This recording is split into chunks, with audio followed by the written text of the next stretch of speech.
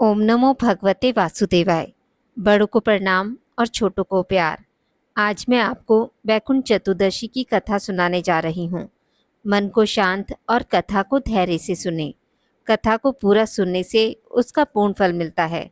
चलिए शुरू करते हैं।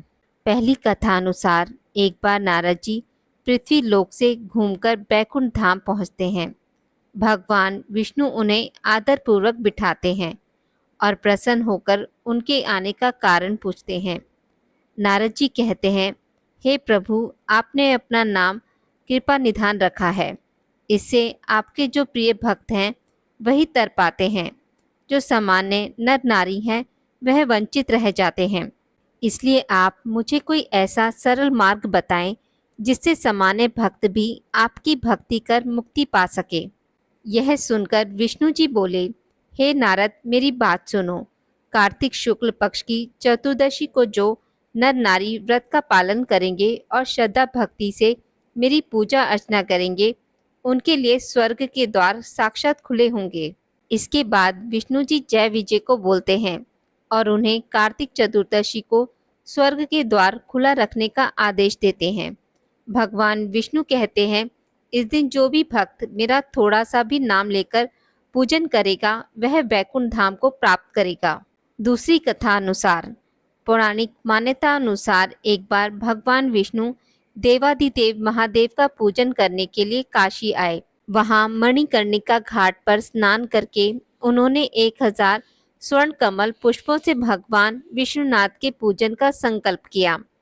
अभिषेक के बाद जब वे पूजन करने लगे तो शिवजी ने उनकी भक्ति की परीक्षा के उद्देश्य से एक कमल पुष्प कम कर दिया। भगवान श्री हरि को पूजन की पूर्ति के लिए 1000 कमल पुष्प चढ़ाने थे।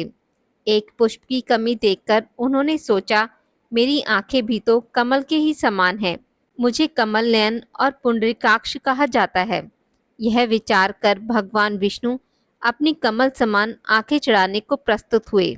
विष्णु जी की इस आगाध भक्ति से प्रसन्न होकर देवादिदेव महादेव प्रकट होकर बोले, हे विष्णु, तुम्हारे समान संसार में दूसरा कोई मेरा भक्त नहीं है।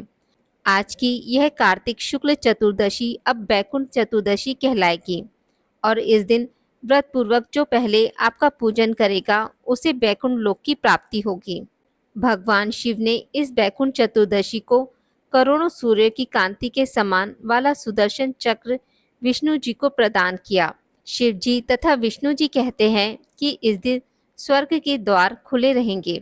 मृत्यु लोक में रहने वाला कोई भी व्यक्ति इस व्रत को करता है वह अपना स्थान वैकुंठ धाम में सुनिश्चित करेगा।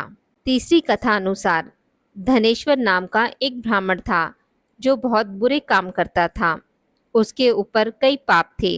एक दिन वो गोदावरी नदी में स्नान करने के लिए गया। उस दिन वैकुंठ चतुर्दशी थी। कई भक्तजन उस दिन पूजा अर्चना कर गोदावरी घाट पर आए थे। उस भीड़ में धनेश्वर भी उन सभी के साथ था।